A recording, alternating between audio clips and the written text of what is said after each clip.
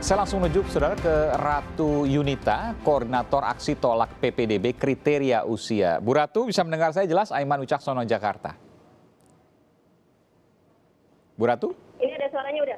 Oh iya, sudah Bu. Oke. Baik, Bu Ratu, bagaimana kemudian proses mediasi, proses penyampaian pendapat di DPRD DKI Jakarta? Iya, assalamualaikum. Selamat malam. Waalaikumsalam Mas warahmatullahi Iman. wabarakatuh. Selamat malam Bu Zita. Malam.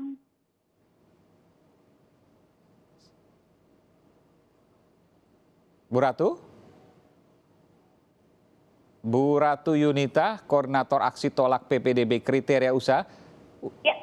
Iya, saya masih belum bisa mendengar Anda, mungkin ada gangguan dari audio. Saya coba ke pengamat pendidikan, Bung Doni Kusuma. Bung Doni, selamat malam, bisa mendengar saya jelas? Selamat malam Mas Aiman. Baik, ini PPDB setiap tahun selalu kemudian heboh, selalu kemudian memunculkan polemik. Bagaimana kemudian Anda melihat ini? Ya, pertama-tama harus diperhatikan bahwa PPDB ini kan sudah dimulai yang sistem zonasi sejak 2017 ya, dengan Betul. Permendikbud nomor 17. Dan ini sudah berganti hampir 5 Permendikbud. Artinya apa? Semestinya orang tua itu paham bagaimana proses dan mekanismenya, dan semestinya pemerintah daerah juga tahu di mana titik-titik kelemahan informasi ini nggak tersampaikan kepada publik, terutama orang tua, sehingga tidak ribet seperti sekarang. Karena kalau saya melihat, sebenarnya persoalan PPDB di DKI, kalau kita melihat kesesuaian dengan Permendikbud nomor 44 tahun 2019, di Ibu siapa mengatakan bahwa ini produknya Pak Muhadjir, itu kurang tepat karena Permendikbud 44 2019 ini sudah produknya Pak Nadiem Makarim. Oke. Jadi produknya Pak Muhadjir Effendi itu nomor 51 dan kemudian diubah dengan Jo tahun nomor 2. Apa yang berbeda Pak Doni? Yang berbeda adalah tentang jumlah kuota zonasi yang sebelumnya itu. Jadi kalau yang 51 pada saat awal, kuota zonasi itu 90%, kemudian diprotes, lalu diturunkan menjadi 80%. Nah sekarang pada zamannya Pak Nadiem diubah lagi, yang zonasinya kuotanya diturunkan menjadi 50%, kemudian 15% untuk afirmasi dan 5% jalur perpindahan. Sedangkan yang lain itu yang 30% itu seandainya jalur zonasi, jalur perpindahan dan afirmasi itu masih ada ruang atau sudah terpenuhi semua, artinya zonasi itu sudah masuk semua dan masih ada sisa, sekolah itu dapat melakukan proses seleksi berdasarkan prestasi. Maka di situ tidak ditulis jalur prestasi harus 30%, tidak gitu. Oke, Pak Itu Doni, memang yang membedakan kan dengan dulu mungkin agak berbeda juga. Dulu kan zaman kita misalnya menggunakan rayon. Nah sekarang berbeda dengan sekarang menggunakan zonasi. Tapi ditambah kemudian yang di saat disampaikan oleh para pendemo tadi diantaranya adalah Bu Ratu juga, yakni usia, ada pembatasan usia. Bagaimana sesungguhnya Anda melihat ini? Apakah usia ini memang seharusnya dihapuskan atau memang seharusnya tetap diberlakukan sebagai salah satu syarat meskipun bukan syarat mutlak? Ya, sebenarnya kalau kita melihat kriteria peraturan tentang usia, ini sebenarnya bukan sebagai katakanlah satu-satunya proses seleksi ya. Tetapi untuk yang SD misalkan, itu usia wajib. Karena untuk SD itu kan tidak ada seleksi lain-lain selain usianya saja. Jadi untuk SD sesuai dengan pasal 24 itu kan 7 sampai 12 tahun.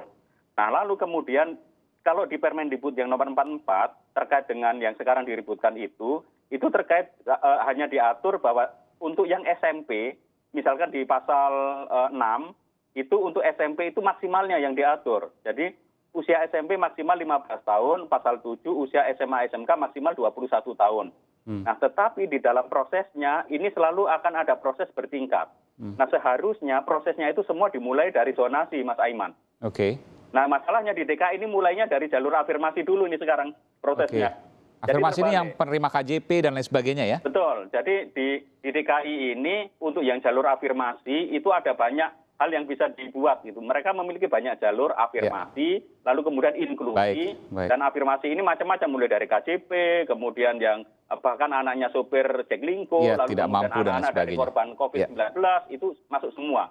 Nah prosesnya itu sebenarnya kalau kita melihat yang peraturan di DKI, itu gini, kalau semuanya sudah terpenuhi, ya kan, misalkan kuota 40%, katakanlah untuk 25%, jadi yang untuk yang afirmasi itu 25%, kalau 25% ini sudah terpenuhi, Kalau 25% ini sudah terpenuhi dan masih ada Kuota kemudian lagi? yang daftar melebihi itu, maka diseleksi berdasarkan usia. Oke. Gitu. Jadi usia bukan yang utama. Usia Bukan. Oh, tetap Bukan, prestasi, kecuali untuk SD, kita nggak bicara untuk SD ya. Ya, Tetap yang prestasi itu prestasi. belakangan juga, Mas Aiman. Iya, iya. Jadi artinya kalau kuota zonasi sudah terpenuhi, kuota afirmasi terpenuhi, lalu masih ada kosong, Baru itu usia. prestasi. Oke, oke. Usia, intinya usia itu adalah yang terakhir ya?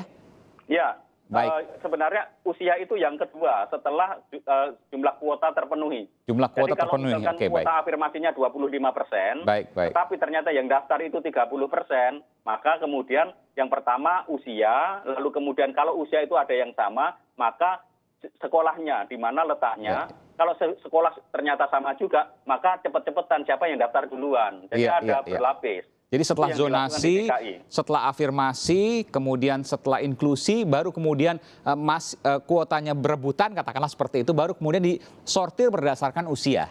Usia, betul. Jadi harusnya Baik. prosesnya dari zonasi dulu. Tetapi Iya, saya iya. nggak tahu di DKI ini mereka mulai dari afirmasi dulu. Iya, baik. Baik, Bu Ratu bisa mendengar saya? Sudah bisa bicara dengan jelas mungkin? Sudah Mas Imam. Oke, Sudah dengar. jadi apa yang ditolak? Ini jelas sekali apa yang disampaikan Pak Doni Kusuma dan tadi juga disampaikan oleh Mbak Zita Anzani dari Wakil Ketua DPRD DKI Jakarta bahwa usia bukan satu-satunya. Usia adalah bagian dari seleksi kedua. Seleksi pertama adalah zonasi, kemudian afirmasi, dan ada inklusi. Kemudian kalau di Jakarta ini didahulukan afirmasi dulu. Tapi mengatakan bahwa usia itu bukan satu-satunya. Usia adalah syarat selanjutnya. Iya. Ya izin Mas Iman, saya pertama kali saya mohon maaf dulu Mas Iman buat teman-teman saya, rekan-rekan saya se-DKI Iya. yang hari ini ya pastinya kecewa. Ya, gini Mas Iman tadi bilang tidak pakai usia, tapi kemarin kenyataannya proses afirmasi pakai usia. Karena ketika kita masukin ke sistem otomatis usia, karena yang ditarik adalah pakai KK. Oke. Iya. Nah, kita sudah tidak usah berbicara tentang afirmasi lah, Mas, karena tidak pengen melukai anak-anak juga yang sudah masuk pada proses afirmasi itu. Yang tadi kita bahas di forum, ada Bu Zita juga tadi, di Komisi E, Gedung Komisi E DPR RD Provinsi DKI Jakarta, langsung kami diundang ya Kepala Distrik Provinsi DKI Jakarta untuk menjelaskan. Dan kami mencoba untuk mengajak, ayo kita sama-sama sesuai dengan Peraturan Menteri Nomor 44 Tahun 2019, di mana usia itu adalah proses tahapan terakhir. Ternyata tadi blunder Mas Iman, ya biasalah. Artinya kalau bicara kepuasan kami juga tidak puas sampai sekarang. Karena tidak ketemu, kami tidak difasilitasi lah artinya dengan Jadi Bu Ratu mengatakan bahwa yang dialami oleh Bu Ratu justru usia yang pertama yang dilihat.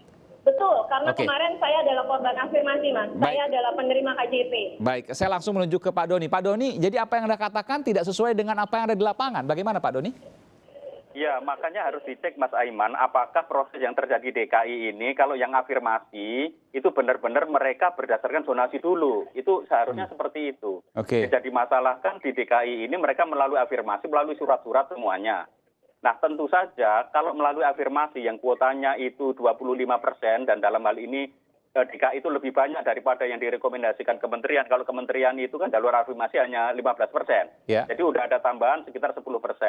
Tetapi yang 25% ini pun kan yang daftar membludak tuh lebih banyak kan? Iya. Nah, seharusnya itu yang harus menjadi pokok persoalan dibicarakan dengan anggota DPRD. Karena apa? Sekolah negeri itu ruang bangkunya itu terbatas. Pasti kalau misalkan berdasarkan zonasi dan afirmasi, pasti akan menumpuk di satu sekolah yang berdekatan di situ. Betul. Meskipun mereka sudah eligible, terpilih sebagai untuk afirmasi, entah karena KJP, KJP+, lalu kemudian kartu prasejahtera dan lain-lain, juga dari panti asuhan. Tetapi kalau kuotanya melebihi bagaimana? Apa yang harus dilakukan, ya kan? Oke. Nah, maka kemudian diseleksi berdasarkan usia. Oke, Tetapi saya yakin baik, berdasarkan usia pun nanti akan ada juga yang tidak masuk juga. Karena kuotanya kan kecil. Iya. Sehingga ini sebenarnya harus dibicarakan dengan pemerintah daerah, Baik, DKI dan DPRD. Bagaimana jelas nanti sekali anak-anak ini yang tidak bisa membayar, tetapi dia tetap harus bersekolah. Betul. Saya tanyakan dulu ke Bu Ratu. Bu Ratu, daerah mana pendaftarannya, Bu? Di Jakarta mana? Mas? Saya di Jakarta Pusat, di Kemayoran. Saya tidak pindah zonasi sesuai zonasi. Baik. Dan memang di situ banyak sekali kemudian yang mendaftarkan. Banyak sekali kemudian di sekolah itu yang mendaftarkan sehingga otomatis akan terseleksi secara usia. Padahal masih dalam tahap afirmasi. Kan begitu, Bu ya? Betul. Oke, oke. Karena memang banyak sekali pendaftar di sana. Ada berapa kuotanya bisa tahu? Kenapa, Mas? Ada berapa kuotanya?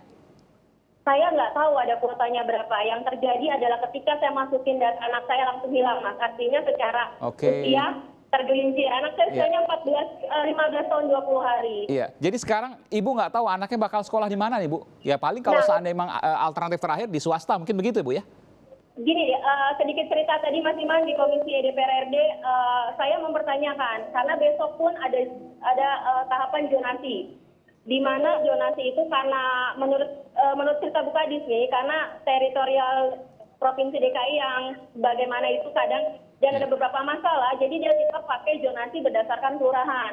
Oke, baik, baik. Nah, di satu kelurahan itu kan banyak yang Mas, ujung-ujungnya usia lagi itu yang kami pertanyakan. Oke. Dan tadi salah satu anggota dewan dari Komisi E sudah menyarankan Bu Kadis diseleksi, Bu Kadis diperhatikan. Bu, ini waktunya sudah habis, Bu. Saya harus tanyakan. Jadi anak ibu nanti akan sekolah di mana tidak tahu nih, belum tahu nih, Bu. Sampai hari ini bukan cuma anak saya, Mas. Ada ratusan, mungkin ribuan anak di sana yang tidak tahu kemana mereka harus sekolah Terakhir sekarang. ke Wakil Ketua DPRD DKI Jakarta, Mbak Zita Anzani. Singkat saja, Mbak, karena waktu sudah habis. Jadi bagaimana kemudian menanggapi dari warga DKI Jakarta yang bernasib seperti Bu Ratu Yuliani ini? Ya, kami dari DPRD, kami wakilnya Jakarta, kami juga seperti Bu Ratu ini, yang terbaik, kita tahu, saya berpendapat, tapi tahu dinas tetap kekeh bahwa pelaksanaan ini pada akhirnya akan mengakomodir semua golongan, baik itu yang tidak mampu prestasi dan didekatkan mungkin Bu Zita, Mbak Zita? ya, kami sebenarnya melakukan yang terbaik dan kami evaluasi saja sekarang baik hingga nanti betul tidak. Baik. Ini suara terputus-putus. Jadi intinya bahwa masih akan dibahas di sana. Terima kasih. Betul. Iya, baik. Nanti akan masih dibahas dan kemudian dicari jalan keluarnya. Semoga bisa cepat karena ada tadi disebutkan oleh Mbak Ratu ada ratusan kemudian yang tidak diterima dan tidak tahu ya harus gimana, harus ke sekolah lain dan lain sebagainya ataukah daftar di sekolah lain. Nanti kita akan lihat bagaimana perkembangannya karena masih akan berlangsung selama beberapa hari atau beberapa pekan ke depan. Nanti kita akan tunggu hasilnya. Terima kasih Mbak Zita Anzani, Wakil Ketua DPRD DKI Jakarta dari fraksi Partai Amanat Nasional, kemudian Bu Ratu Yunita, Koordinator Tolak PPDB, dan pengamat pendidikan Mas Doni Kusuma. Terima kasih sekali lagi.